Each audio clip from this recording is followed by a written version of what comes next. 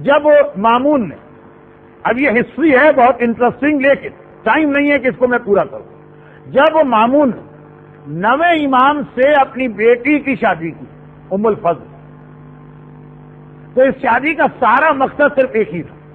جو نقطہ مامون سمجھ رہا تھا وہ آج کا مومن نہیں سمجھ پا رہا۔ میں نے بار بار امام خمینی کا ایک جملہ دہرایا کہ ہمارا دشمن گمراہ ہے لیکن ہم سے زیادہ ذہین، ہم سے زیادہ سمجھدار، ٹھیک ہے اسے نکرا کہتے ہیں، مکاری، شیطنت، چالاکی، چال بازی، لیکن بہرحال ہم سے زیادہ چیزیں جانتا۔ مامون سمجھ رہا شادی اس لیے کر رہا کہ اب یہ بیٹا ان کے گھر پیدا ہو، کیونکہ بیٹی تو میری ہوگی، ماں اس کی جو ہے وہ میری بیٹی ہے، محل کی پلی، پھر وہ معصوم نہیں ہو سکتا، اور وہ یہی چاہتا ہے کہ نسل امامت میں عصمت ختم ہو جائے، 12واں نہ آنے پائے۔ میں نے بہت مختصر بات کی، اپنی بیٹی سے شادی، لیکن خالی اسی بات کو اس نے کافی نہ سمجھا، لیکن ذہن میں جملہ رکھے گا اسے اولاد کو غیر معصوم بنانا، اسے اولاد کو گناہ گار بنانا، بلکہ اس سے پہلے جملہ اور کہہ 9ویں امام کی عمر اس وقت اتنی کم تھی، فقط آج کے 9 سال، کہ پہلے تو وہ 9ویں امام کو محل میں لا کر ان کو چاہا کہ محل کی عیاشیوں اور رنگینیوں میں ان کو ملا دے، مگر جب دیکھا کہ ناممکن ہے تو واقعا 9 سال میں بھی معصوم لگ رہے ہیں، تو کہا چلو، وہ نقطے میں پہنچ گئے کہ یہ عمر زیادہ ہو گئی ہے، بچہ پیدا ہونے سے پہلے ہی ایسے انتظامات کر دو کہ وہ معصوم نہ ہونے پائے۔ وہ اپنی جگہ سوچ رہا ہے وہ مکر اللہ واللہ خیر الماکرین، لیکن شادی ایسی بیٹی سے کی سارے عیب شرعی رکھتی ہے، لیکن اس کے بعد مزید اس چیز کو پکا کرنے کے لیے شادی کے موقع پہ جو اس نے جشن کیا وہ آپ دیکھ لیں۔ معصومین کے گھرانوں میں کچھ شادیاں ہوئی ہیں، خصوصاً شہزادی فاطمہ کی شادی کی تو پوری ڈیٹیل تاریخ میں موجود ہے، وہ پڑھی، اور ایک یہ شادی 9ویں امام کی ہوئی ہے، اس کی بھی ڈیٹیل موجود ہے، اور جا کے صرف یہ دیکھ لیجئے کہ آپ کے رشتہ داروں اور آپ کے گھروں اور اطراف کے ماحول میں کون سی شادی ہوتی تھی۔ خاص طور پر کنیزوں کا ایک گروپ لایا گیا جسے میوزیکل انسٹرومنٹ دیے گئے، اور اس کا کام یہ تھا کہ جتنے مہمان آ رہے ہیں سب کا استقبال اس کے ذریعے سے کرے، حتیٰ یہ کہ جس وقت 9ویں امام بحیثیت دولہا تشریف لائے تو ان کنیزوں سے کہا گیا کہ باقی سب کو چھوڑ کے پورے راستے میں یہی میوزیکل انسٹرومنٹ کو بجانا شروع کرے، اور پھر جب امام آ کے مسند پر بیٹھ گئے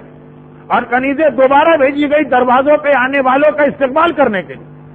تو نام بھی ہے مخریق، اس زمانے کا ایک بہت ہی مشہور سنگر تھا، اسے بلایا گیا اور کہا کہ یہ آ کے بیٹھ گئے ہیں، نکاح ہونے والا ہے، تم ایک مرتبہ گانے چھڑ۔ اسلام میں 2 الگ الگ یہ گناہ ہیں، ایک نہیں ہے، گانا الگ حرام ہے جو صرف گلے کی آواز کا نام ہے، کوئی انسٹرومنٹ نہ ہو، اور میوزیکل انسٹرومنٹ الگ، وہ کنیزوں سے بجوایا گیا شروع میں، اور اب نکاح شروع ہونے والا ہے، مخریق سے کہا کہ تم اپنا گانا شروع کرو، لیکن جیسے ہی اس نے گانا شروع کیا امام نے نگاہ غضب سے اسے دیکھا، کہا اتق اللہ عدو اللہ، آئے اللہ کے دشمن، اللہ سے ڈر۔ اس کے ہاتھوں پہ وہ فالج گرا یا پیرالائز ہوا کہ مرتے دم تک دوبارہ گانے بجانے کے قریب نہ جا سکا۔ لیکن میں اس وقت امام کا معجزہ نہیں پڑھ رہا، میں یہ بتا رہا کہ مامون اولاد معصوم نہ رہے، میرے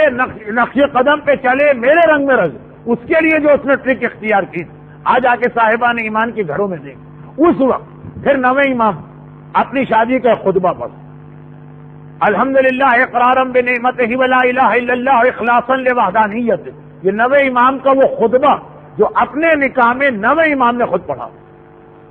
وصلی اللہ علی محمد سید بریتہ وعلی الاصفیاء من اطرۃ اما بعد فقد کان من فضل اللہ علی الانام ان اغناہم بالحلال عن الحرام۔ خطبہ پڑھنے کے بعد امام کا فقرہ یہ تھا کہ اللہ نے یہ ایک احسان ہم پر کیا، علی الانام، سارے بندوں پر، کہ ایک حلال چیز دے دی تاکہ اس کے بعد کوئی حرام کے راستے پہ نہ جائے۔ یہ نکاح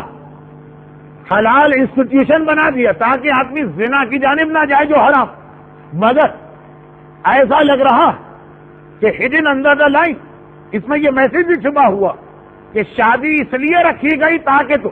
حلال راستے پہ چلو، حرام راستے پہ نہ چلو۔ اور ہمارے یہاں شادی کو ایک مکسچر بنا دیا گیا، ایک آمیزہ بنا دیا گیا دنیا بھر کے سارے حرام چیزوں کا۔ یہاں تک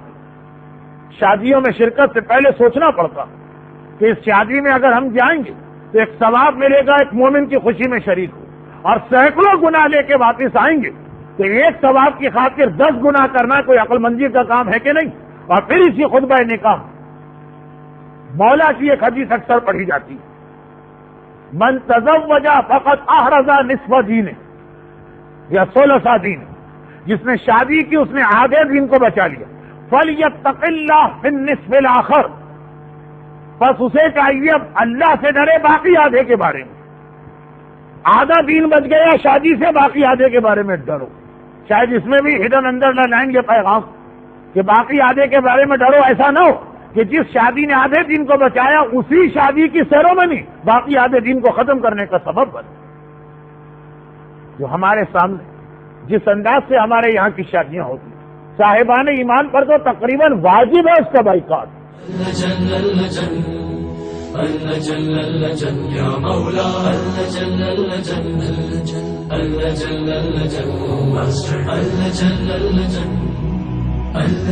يا صاحب السماء